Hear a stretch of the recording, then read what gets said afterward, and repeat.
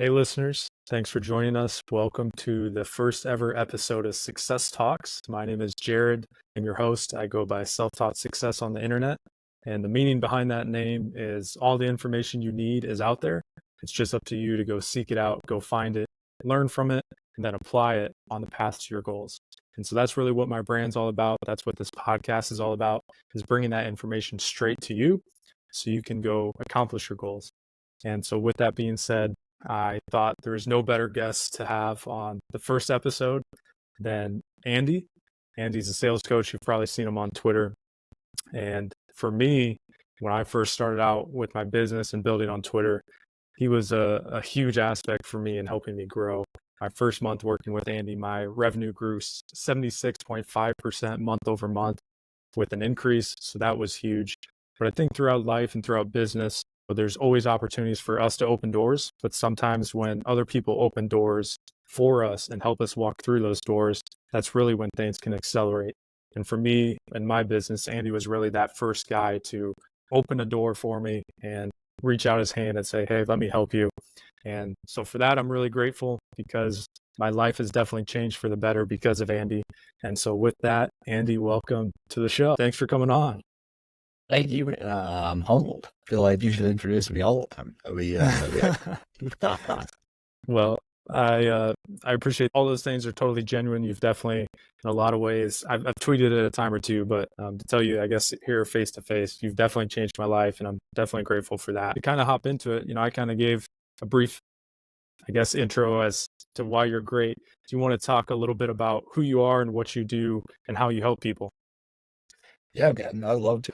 My name's Andy. I do sales coaching, sales consulting, and I've been in sales forever. For me, I was in the corporate world, responsible for $70 million plus in sales and leading teams and all kinds of stuff. But, I didn't want to stay in the corporate space. I didn't want that to be where I lived forever. And so I kind of went down the path of entrepreneurism, started a gym, and then ultimately shifted into the consulting and coaching space. And dude, that was life-changing for me. And obviously I've enjoyed helping other people kind of go through that journey and change their own lives. So that's me in a nutshell. Definitely kind of like a Hormozy path in a way.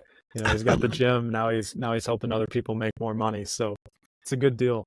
I think a lot of the people watching this and a lot of people in my audience and in your audience, they're solopreneurs. They're people building a brand and trying to make money with their brand.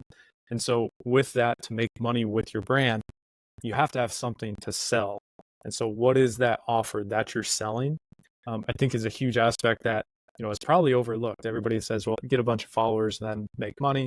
Yes, there's truth to that, but you still have to have something to sell.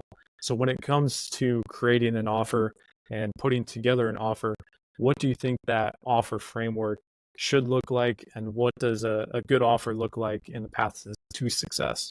Yeah, I've talked to a few people about offers and how to develop a strong offer. One of the biggest pieces that I think people overlook is a lot of times their audience or a market that they want to serve will tell them what they need. And they really just ignore it. And they just kind of shoehorn what they want to sell into a market, and it just doesn't work. And like, well, why isn't this working? Why won't this offer work? Is that our, it's like, dude, that they didn't want it, right? Like, they're going to tell you what they want, and that's kind of a good starting point. But once you have some clarity about what the market is asking for, figuring out how you can deliver as much value as possible, and value is a general term. But Jim Rohn says, you're compensated for the value you bring to the marketplace. And you've got to figure out how to maximize that value. And that's one of the things that I work with a lot of people on, is understanding their own value, because they think, hey, maybe I'll sell leads to people, or I'll sell, marketing services or whatever.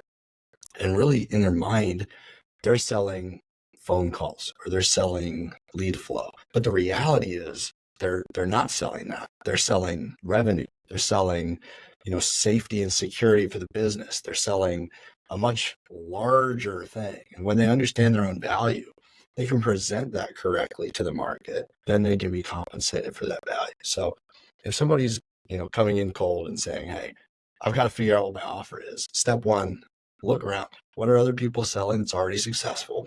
It's one indicator of what the market's already asking for. Step two, ask, talk to people, get into the market, ask questions, find out what people really need and what they're missing. And then step three, I think, is test, right? If you can test your theories on what those things are, you will get a response eventually. And the things that people spend money on, those are confirmed as quality offers. Absolutely. I got my show notes up here. That was one of the things I had written down. That was a big shift for me. It's not actually what you're selling. It's the benefit and the result of what you're selling that the client gets. And so communicating that to them, the example that I always think back of, and I think it's a really relatable example, was one that you taught me with your gym. Your goal is not to help people lose weight. It is, and that's the goal. But it's, what does that goal get them? Does it get them better health? Does it make, their wife think they're more attractive? Whatever the case be, that's really what the goal, and that's really what you're selling. And so adjusting your pain points to that aspect, because the weight alone isn't what makes somebody, unhappy. It's the outcome that comes from that. And so being able to adjust your verbiage and how you offer that, I think, was a huge shift for me in what you just said there. For sure. I think that's exactly true. A lot of people think way too small. And when they finally understand the larger impact that they're having on people, it changes everything inside the business, for sure. Absolutely. So you talk about value in your offer. How do you think value stacking an offer and adding on different add-ons, how should entrepreneurs use that to get the most out of their sales and their sales calls? Yeah, that's a great question. And something funny that I've been studying recently, the book Don't Say That. It's a book about like avoiding getting sued by the FTC or someone. Value stacking is one of the pieces that's in there. So quick disclaimer, anytime you do value stack, make sure that it's truthful and legal. Okay. But value stacking is amazing, because what you're doing is you're saying, hey, you're here because you were attracted by this piece, but I'm going to deliver that, and then I'm going to over deliver. I'm going to deliver all of these supporting pieces that are going to help you in this journey to succeed. That's really what you're communicating with a value stack. To stay on the fitness concept, Hormozy talks about in his value stacking ideas, like if they're looking for an exercise program, but you're also giving them the nutrition, and you're giving them a fitness calculator, and you're giving them all these different things that they can support that original goal with, that is a much more valuable offer. And there's lots of ways to do that creatively, really, regardless of what industry you're in, what place you're in your business. You can find ways to add supporting pieces to your primary offer and show people that, hey, it's not just this piece, which is already worth the investment, but it's also all of these pieces that are going to really help you to get the most out of this. And I think it's a no-brainer. If you can take the time to think through, what is your prospect or client going to need next? Once they've gotten what they need from you, it gives you clarity about those value stacking pieces that you can add that they'll see as really motivating to make a decision to work with you.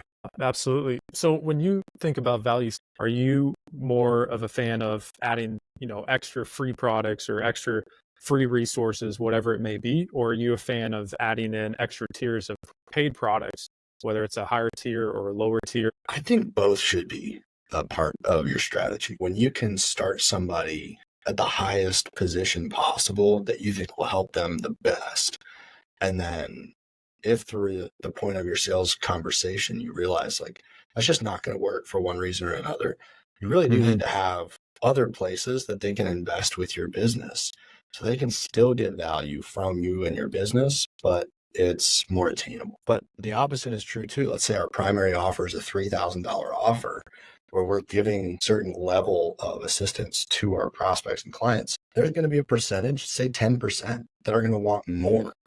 And if you don't offer that to them, you are losing the opportunity to serve your clientele, and you're going to lose a ton of revenue, because that next level could be anywhere up to 10 times as expensive as your primary offer. And people want that. They want the assistance, they want the guidance, they want the one-on-one care.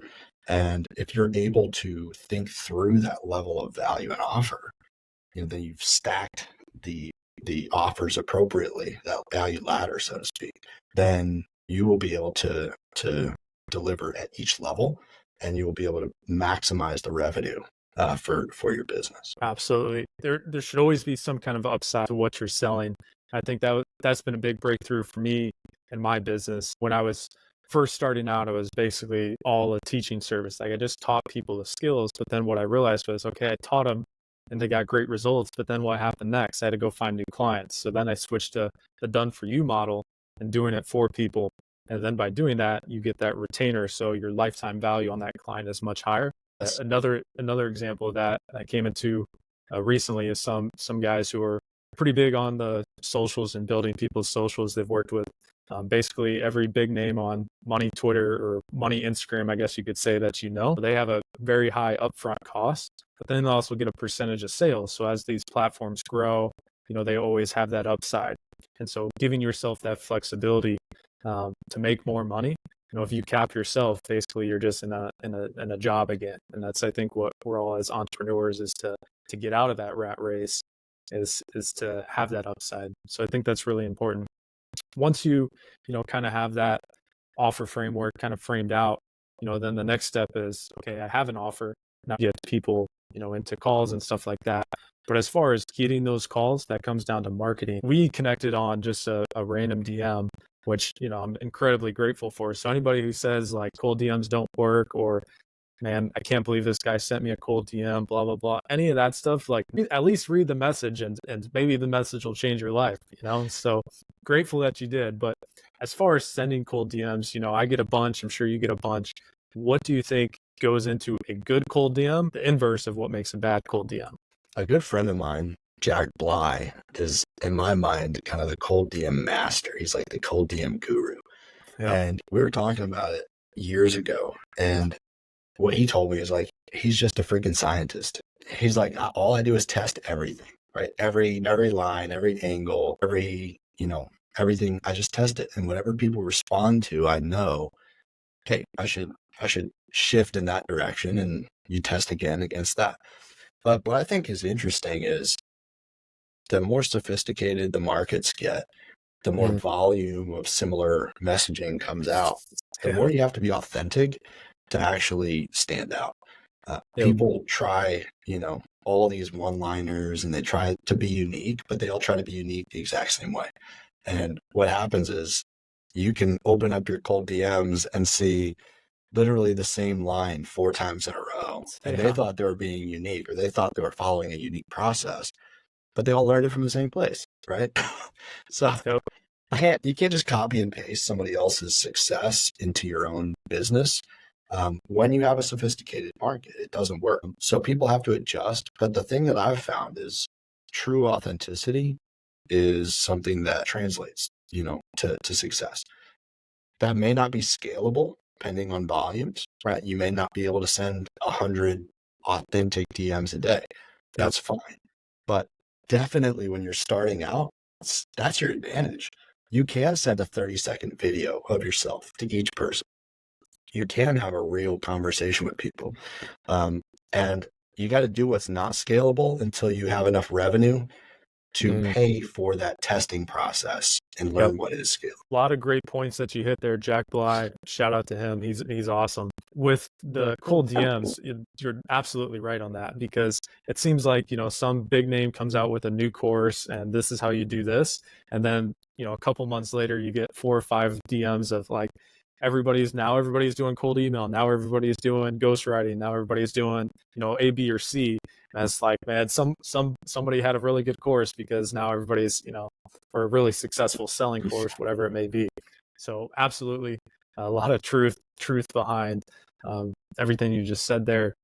Now, when it comes to the cold DMs, the authenticity piece, I think, goes a long way. Now, some people like sending the videos or the voice messages. Me personally, I get a lot of DMs, and if I get a 30-second video or 30-second voice message, I'm like, I'd rather just read a text like real quick and, figure out what it is you're offering instead of watching a video. But the authenticity aspect does go a long ways, and be like, okay, this is like a real person. Like I respect the hustle. It's not just a generic whatever. if you think about it, even just sending somebody your basic pitch as an upfront DM could be a level of authenticity. It's like, listen, Yep. this is what I do. I help people do this. Boom. Are you interested? Yep. That's an authentic DM. More authentic than somebody that pretends to like some random tweet they made that they Yeah. never saw before and they never heard of, right? That they don't care. Yeah. But just simply like stepping in and saying like, hey man, I see you're in this business. I help people in that business do X. Something you'd be interested in talking about. That can be a version of that authentic message. Absolutely. I look at it as like they don't have time to go through, hey man, how you doing? Blah, I read whatever. Like what's the point? Get to it. If it's good, then we'll go from there. So that's kind of how I see it. But once you get to that DM, you have a successful DM, somebody's interested. One thing that you taught me early on was like push for the call right away. Now, what do you do if you push for the call and try to get that sales call and the person's like, I don't have the time? What's your kind of debate with that as far as getting them on that call or getting them the information that they need? Yeah, I mean, typically I think a phone call serves both parties best because you can have more clarity in a conversation. And even if you have a simple, quick 15-minute conversation, that's going to be way more valuable than just sending the bullet points of your offer. It's just not going to be as clear. You're not going to be able to communicate the value well. Yeah. So simply just saying, hey, like let's connect for 10 minutes, at least explore whether or not this is worth a further conversation, right? And if it's something you want to hear more about, we'll dive in. If not, no worries. Taking the pressure off is important. And from a sales perspective, you don't ever want to be desperate, right? You just want to say, look, this is what I do. This is how I help people. If you're interested, we can talk. If not, no worries, right? There's a bunch of people that I can help. And I think that piece is really important and allows you to have those quick conversations with a lot less desperation coming through, and allows people to be more comfortable agreeing to hopping on a simple call like that. Absolutely. And I think the beauty of high ticket sales is like you really only need, if you have a product and you sell something, if you make one sale a month, like you're probably making more than the average person where you live, which is incredible. So, but there's definitely times where it's like, man, haven't got a sale this month. And you're like, you kind of feel desperate, but if you come across as desperate, I mean, you're not going to be doing too hot. So, for sure, definitely hear you there. And once you kind of get to that sales call phase, I know some people like to do a 2-call sale. I'm seeing a lot more of different people I talk to. They go with the, kind of that intro call, feeler call, see if the interest is there, and then they go for the sales call and the follow-up. And so for me, I wanted to get your thoughts on that because I look at that as an extra friction point of, yes, they were interested. Okay. And then you wait 3 days before you get them on a sales call to pitch them. What happens in that 3 days? And so to me, I see that as an extra friction point. As a sales guru, I wanted to get your thought of the 2-step sale process. Yeah, I think for most people in our audiences, a 1-call sales process is more than enough. And to challenge people's thinking that, oh, it's a high ticket, they're never going to want to spend all that money on the first call. I manage a team right now. The offer is $30,000. $30,000. We can close on a single call. They found out about us literally yesterday. We get on a single call and they pay $30,000 on call. That's awesome. Right? 30 grand. So if that's possible, then your $3,000 or $5,000 offer is no problem, right? Yep. We can close out on a single call without an issue. And if you're afraid that you can't be prepared for the conversation, then you're not, one, confident in your own ability to deliver the service. Yep. And 2, you're not confident in who it is you're speaking to as your prospect and general audience. So by simply preparing yourself better, you can be in a position to have that conversation on a single call, lead them through kind of that qualifying conversation if you want to have it, and that discovery phase, and then ultimately into the pitch and close. All 1 call, no problem. So on those calls, how long do you think a typical sales call should be? One thing that I noticed early on was, I liked the hour just so I gave myself more time to go through people's objections and hear them out, blah, blah, blah. But I noticed if I sent a Calendly link for a 1-hour call, people were less hesitant to book. And so I changed it to 30 minutes and was kind of like, I should be able to get it done in 30 minutes. I know some people do 15 minutes. you're pitching a $30,000 offer, and if somebody found you yesterday and closing it within one day. What's your ideal timeline on how long should a call be? I mean, I think most people can typically close a deal in 45 minutes. It's really kind of that sweet spot. I think that that's doable. I do like your point. People may be more willing to book a 30-minute conversation that runs 15 minutes long Yep. than they are to book a 1 hour conversation. And they're like, geez, like I don't want to be on a call for now. Right. Yep. But it may go that long if you book a 30-minute call because if it's they good, show right? interest. If they show interest, Yes. then But you Yep. can set your own calendar and you can set it for a 30-minute call to block off the following 30 minutes so that you're Yep. not running into back-to-back calls. That's a strategic move. But yeah, I think typically a closed deal can happen for virtually any size deal on a high ticket call in about 45 minutes, right? You're Yep. looking at between 15 and 25 minutes of real good discovery, and then some conversation and a pitch. And then kind of that final section of that conversation is where you're asking them to buy, dealing with any, issues, objections, stalls, and on to the closed deal. Yep, and that's exactly what I do. A 30-minute call, and then I think I have a half hour blocked off just because if in case it runs long. The spot to be in, which I was on early on, and I think you helped me with this, was at a 30-minute call, and I was getting close to the sale, and then I had a 30-minute call right after that, and so I had to get off the call. Didn't get the sale because I had to get on this next call, and then by the time you follow up, then it's so that aspect of finish out the call, get the money, try and get the sale on the call. That was a huge opener for me. One thing I'm seeing a lot now, and this might not pertain to this audience quite as much, but hopefully they get to that point of is getting a sales team. You see these guys offering. You mentioned Jack, his some of the guys he's worked with, the Default Kings. I saw them put out a sales position yesterday. So good for them. But as far as building a sales team, at what point do you think that makes sense? And then how would you go about finding a sales rep to help you in your business with that?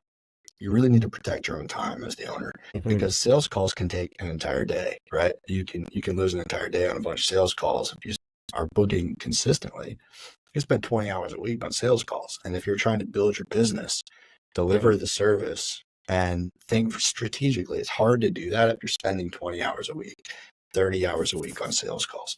And so at that stage, when you're making decent revenue, you've got some momentum, and you realize, like, if I outsource this part of my business, it's going to cost me 10% of my revenue, but I'm buying back 50% of my time. That's a no-brainer investment, right? And as long as you have the volume to support that salesperson, to bring in somebody successful that will want to stay, I think that's a win-win. And I think a lot more people should do, especially once you get those volumes high enough, for sure. Yep. Absolutely. And that's one of those things. When we start a business, we want to do everything ourselves. And I think there's a lot of power in that, because to outsource something, it's good to know it, and it's good to know every phase of your business. And when I started, it was, I want to grow my one-person business as big as I possibly can and handle everything, not have to deal with the hassle of employees, people work for me, whatever. And this last 2 months ago, I hired my first person. Last month, hired another. And it's like, man, this is way better. My quality of life is way better. Normally, I would have to do A, B, and C. And it's like, now I have somebody else doing it. You're telling me I can just chill for a little bit, So the quality of life aspect, once you get to that point of, like, if you can make enough to support that, absolutely, I think it's a huge benefit, regardless of what phase in the business, sales, whatever it is. Huge alpha to be able to do that. But in order to do that, you have to get the revenue, and you have to get the sales call. So with that, what would be your suggestions on getting more sales calls so you can make more money? Yeah, I think a lot of people try to do too much, right? They get really spread thin because they're trying everything they can think of. And if you can just focus on one or two processes that drive sales calls, and you can test your way into success with those, then you can simply scale those processes into the revenue numbers that you're looking for. And especially early, people get desperate, right? They're like, man, I got to get those sales calls lined up. So they try something. They're like, it's not working. I got to try something else. And, every month they're trying something new, and they're not letting that compound, right? They're not letting the testing phase work. And, it could be something simple, like simple lead generation, lead magnet, email list, nurture your email list, push to a phone call. It's simple, but it's also proven. People make millions on that simple marketing scheme. Like, it's not difficult, right? DMs, right? We can talk about DMs, like the default kings and a bunch of people that I know personally have a very systematic process to just send out X DMs a day, and they know they're going to bring in X dollars in revenue a month. The end. Like, there's no question about it because it's so systematized. And I don't care what direction people choose, as long as it's a proven path, as long as they're willing to execute and iterate, they will ultimately succeed. No, absolutely. That's definitely great stuff there.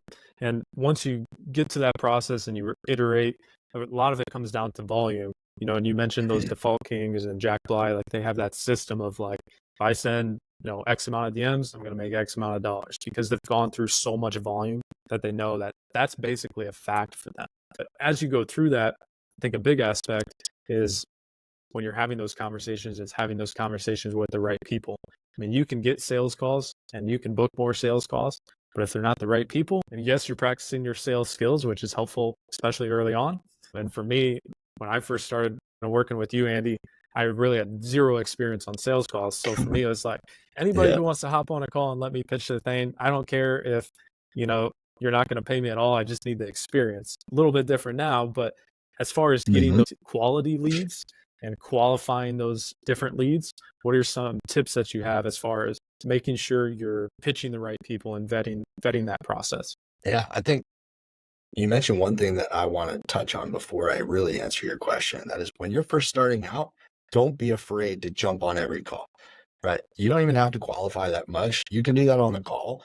But what it does is it gets you used to speaking to people and actually pitching and asking questions and listening.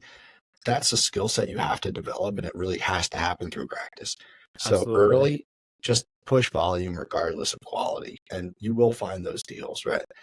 But as you start to get some momentum and you need to really focus your effort in an efficient way, qualifying those calls and making sure you're getting the right people on those calls is huge. Step one is make sure you're marketing to the right person. If you're not marketing to the right person, you're never going to get the right person on the phone call. So it has to start with who you're speaking to.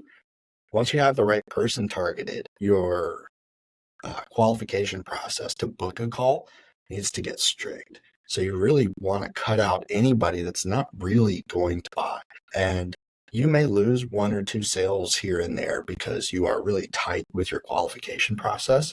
But what you're going to gain is efficiency in the process, and you're going to gain your time back because you're not jumping on a million calls. You're only getting on the phone with people who are highly qualified, highly motivated, and ready to go.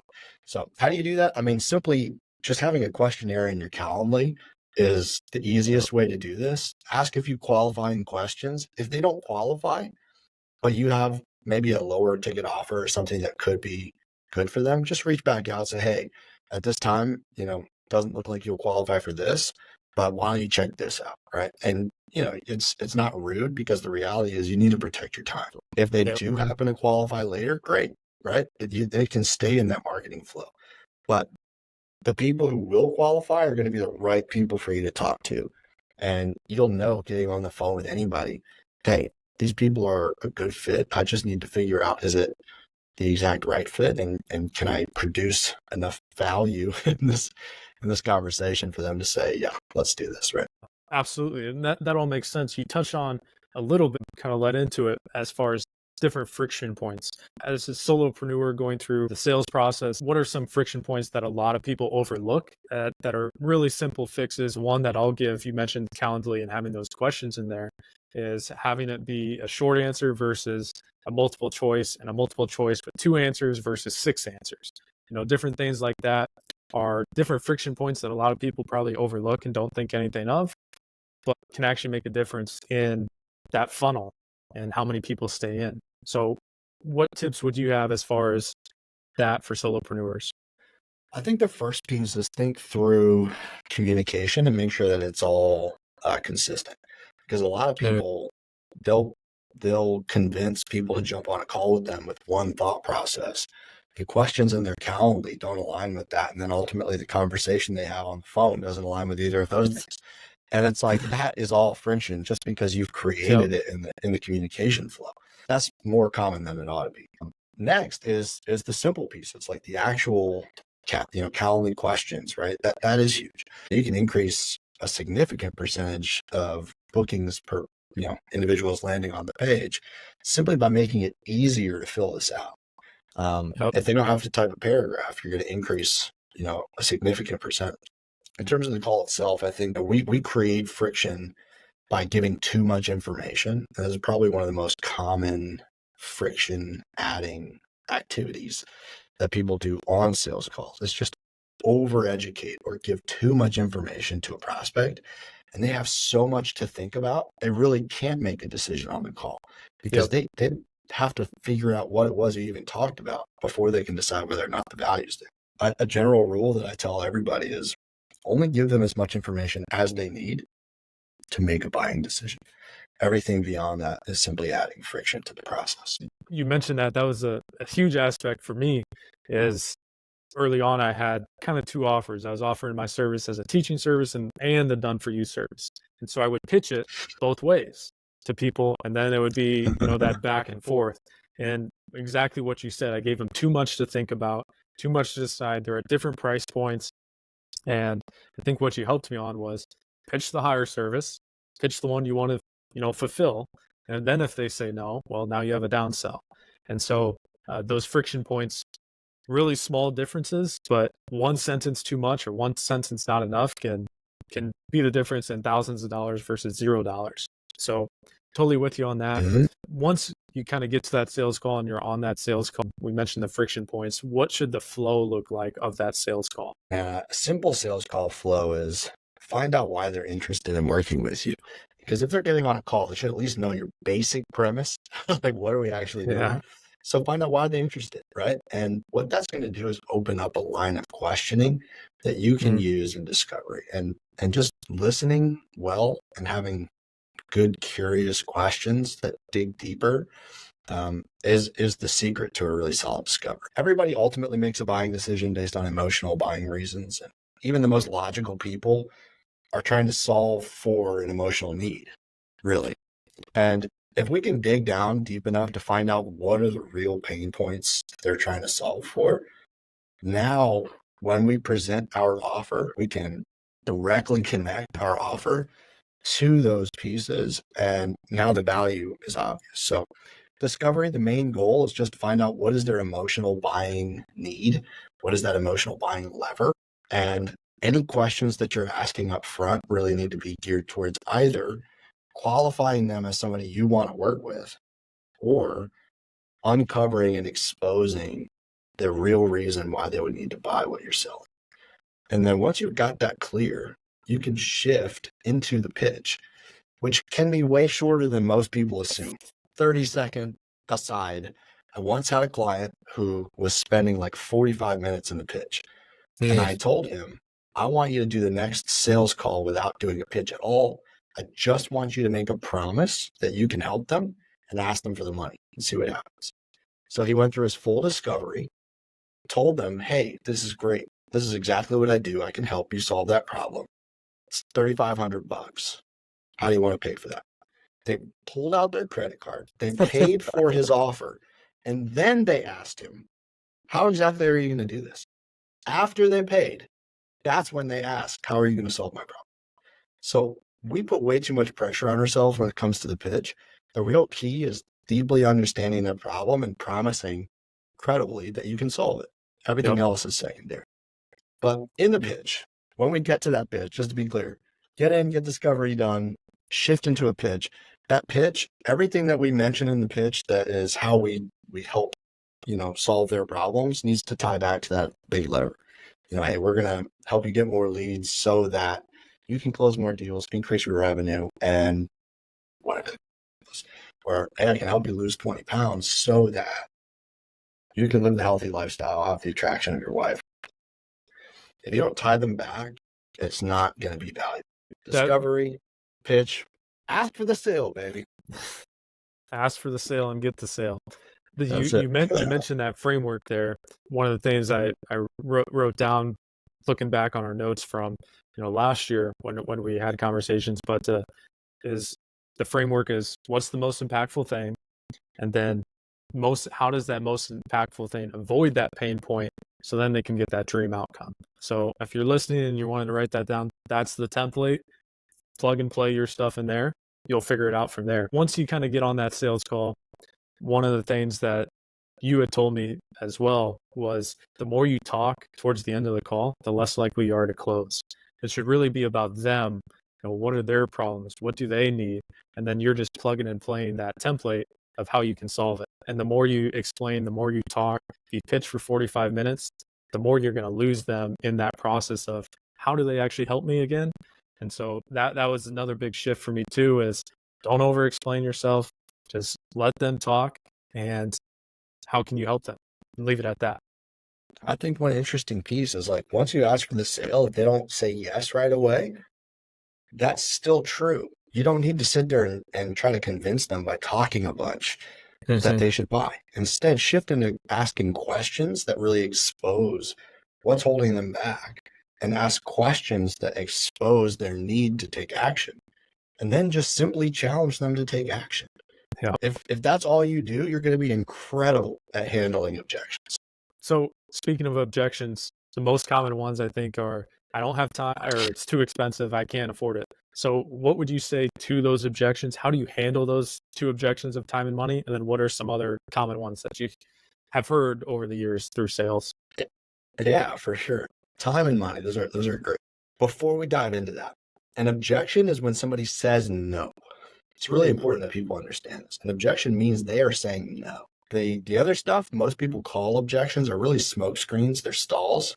That's just a totally separate issue. And we address that totally different. But if somebody says no, like I don't have the time, oftentimes we find out that that's because they're misinterpreting something, right? Or they're not thinking about it in a specific context. And so if we can step back and say, what makes you say that?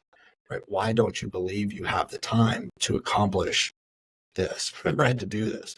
You're going to find out they're going to bring forward their evidence that they don't have time, but oftentimes it's just wrong, right? Either they're misinterpreting how much time they really have or how much time it'll take to work with you. That's a great opportunity for us to just correct the perception. And then ultimately, once we've corrected that perception, ask them to move forward. And once we kind of correct the misinterpretation of their ability to work with us or how much time it will take to work with us, a lot of people, they get excited about working with you because they really do want that outcome. Yep. They were just afraid that, like, I really want to do that. I just don't think it's going to work for me. Right. And what we're solving for is the fear that the offer won't work for them specifically. Yeah. Right. They may believe that you can do it, that you can do it for anybody else, but it's just not going to work for me. And once they think that, their brain will come up with a reason why that may be true. Right. And we just have to correct that perspective. Money is another interesting one because oftentimes, a lot of the people who listen, to this and who are in our audiences have offers that directly impact revenue. Right. Well, and if you have an offer that directly impacts revenue and people are saying, I can't afford that because of money, like that's just silly to me. Yeah, like listen to yourself. Listen to yourself. Yeah. Yeah. Like if you can get a 3x return on your investment, like you can't find the money to make that happen, like, or whatever the return may be. Like that explains why we're in a position where you can't afford this, right? Like that's kind of how it comes down. But the financial piece sometimes is simply, they haven't thought creatively enough about how to make it work. So maybe, we have to get creative and help them explore options to make it work. You and I did that when we worked together. We explored creative options to make it work. And what happened was it ended up a win-win, right? And if you're not willing to become a problem solver in the moment when they say this doesn't work, I do maybe want to do it, but financially it doesn't make sense. Great, let's problem solve. Now there's another version of the money objection that is more value assessment focused. So they may say, I understand what you do and I understand that it works, but I don't believe it's worth what you're asking, right? Mm. And if we hear that, we know that we messed up earlier in the call. this is a hard thing to overcome at the end because we didn't present what we do from a broad enough perspective in terms of impact and value. And now it's only going to seem like we're just trying to convince them. We're just trying to sell it at this stage. But if earlier in the call, we can really expand the value that this has and the impact that this has, we're going to get very little value objections at the end where they're like, I don't see it's worth $10,000 because we've already shown them that it's worth $10,000, right? That's just a dumb argument at that stage. Instead, it'll be much more like obstacle-based objections. I can't do it because I have all these obstacles in the way, so I'm just going to say no, right? And that's where we can step in with the problem solving and overcome those. So if you get a value-based objection, go back to where you're presenting your offer, you're showing the value, and figure out how to maximize it for future calls. That's some strokes of genius right there. I think one thing that's huge is when you get those objections, if it's always the same objection, you know what you need to work on. If it's always the same question, you know what you need to answer better. And for me, it was always the question that I always got didn't even relate to my sales calls. It was always, at the time I had a Hercules profile picture and it was, why are you anonymous? And it had nothing to do with my offer, but that was always the number one question. So I was like, okay, so maybe they're telling me something. So I switched. But I think when you're on those sales calls and you hear the repetitiveness, or whether it's an objection or a question or a compliment, whatever it is, that's really telling you what your audience wants. So even in content creation of, this is what I need to talk about more. These are the pain points that everybody keeps having. How can I address that? And so I think if you listen to people on sales calls, you should have endless amounts of content because they're always telling you what they want to hear. Oh, yeah, man, I wish everybody would listen to that one little rant right there because people miss the opportunity to maximize the value of their sales calls. Even when you're not making sales, you are getting huge value out of those conversations. Absolutely. If you simply document the main points of each conversation and look back over like a month worth of those notes, you will see pieces jump out at you that are like, hey, I really have to address that.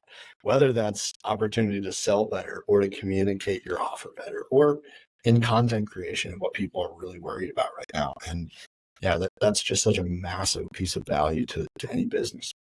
Absolutely. Well, I appreciate that little shout out there. We'll cut that up in a nice short form clip. I think the aspect of the value, if you are charging too much, you'll figure that out too. If you're not charging enough, you can find that out on sales calls too. If everybody says no because of price, maybe you need to bring your price down, or maybe your target pool is not good enough. If everybody says yes, that's awesome, great for you, but now you're probably not charging enough. And I think as you fulfill for clients too, they'll give you feedback. I know the first guy charged $250 for a month, and he told me he would have paid me $2,000. So then the next guy charged $1,500, and he told me he would have paid me $10,000. I was like, wow, so that feedback from clients will really help you form that offer and mold that to be able to, best serve yourself and find success within that. Another question for you, Andy, is the psychology of sales. I personally think psychology is a huge aspect in business, especially when you're, kind of a one-person business and doing sales. Not that you're using it in a bad way or anything like that, but I think if you can understand the psychology of your audience, like we just talked about, and the people that you're talking to, that can really help you adapt your offer and how you verbalize things on your sales calls. What would be your take on the psychology of sales and how that plays a factor?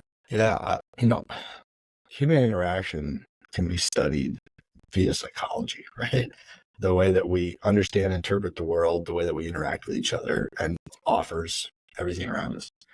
So I think that as a salesperson, if you don't study the psychology of sales, if you don't study the psychology of your prospects, you're missing out on a massive window into what they care about, what they need, and what they're motivated by. Those are the key factors. Those are the key levers that we need to pull as salespeople to get, a win-win, scenario set up.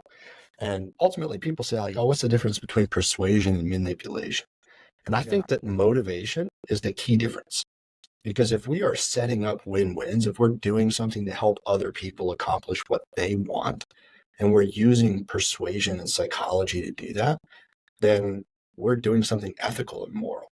If we're doing something where we're setting up a win-lose, where we're setting up something that we really benefit they're not really benefiting. Now it's manipulation, and we're using manipulation tactics to benefit off of the unsuspecting, right? So I do think that studying this stuff is really important. And it's also important to understand our own motivations so that we can stay on the right side of that moral line. That's a great point. And I think with the psychology, the moral aspect you just touched on is great. That might be the best explanation I've heard of that. To me, I think another aspect with psychology is social proof. I think there's a huge aspect behind social proof. People are way more likely to, one, respond to people who have it, buy from people who have it, listen to people who have it. That's the whole kind of purpose of, content creation, influencer marketing, whatever it is. It comes with social proof and influence. What are your takes on how social proof correlates into sales and that aspect? Yeah, I think that social proof, telling stories, is one of the most powerful tools that we have to impact our prospect. If we can show them through social proof and story that, we understand their problem, we understand the solution, and we can help them, and they really internalize that, it's way easier to get a yes because they already have that core belief kind of instilled because of that social proof, because of those stories that, hey, this works. They can help me. And ultimately I'll end up with a great outcome. And that, reduces the friction, if you will, to a yes as you go through the process. So, I tell people, share those stories, share that social proof early and often as much as you can, because those little pieces really end up having a big impact when it comes to your ability to communicate and sell. Absolutely. And that was, I'm laughing because, as I'm thinking and hearing you talk, I keep saying, Andy helped me with this. And I'm like, man, Andy helped me with a whole lot because I keep pulling up, Andy helped me with this and this. And for me, one of the things that you helped me with was in that process of when you're on the sales calls and somebody says, I have this objection, then your response to that is, well, actually, blah, blah, blah. Here's the social proof. I helped somebody with that exact same problem. And then, you're filling that problem with the solution right away. So that's amazing stuff.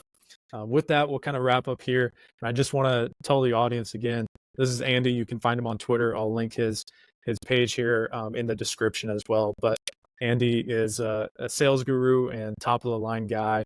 When I first started working with Andy, first month working with him, my revenue grew 76.5% month over month. And for me, it wasn't necessarily, yes, obviously, any business who can grow 76.5% month over month is doing good. And that's very exciting. But for me, the biggest impact that came from working with Andy was the connections that led from that. Andy introduced me to a guy who became a client. That guy introduced me to a guy who became a client, who introduced me to another guy who became a client. And I'll be honest, a huge majority of my business kind of stems from somebody that I met or a referral. They became a client and then they sent me a referral who sent me another referral. And if you look at my family tree of my business, Andy is the top. And most of my business really has stemmed from Andy. And it's been incredible. I feel grateful every day. I go to bed excited to wake up the next day, and I really feel like I'm living the dream. And a large part of that is because of you, Andy. So thank you. You're incredible. So I'll also cut that up for a short form so you can use that as a marketing for your own pitch. I really appreciate you joining me on my first episode of Success Talks here, and excited to continue this. So thank you very much, my friend. Appreciate it. Yeah. Thanks for having me. This has been a blast. Hope a lot of people get value out of this. And I know this is going to be a spectacular show and spectacular resource for people moving forward. So thanks for having me. Appreciate it, man. Thank you.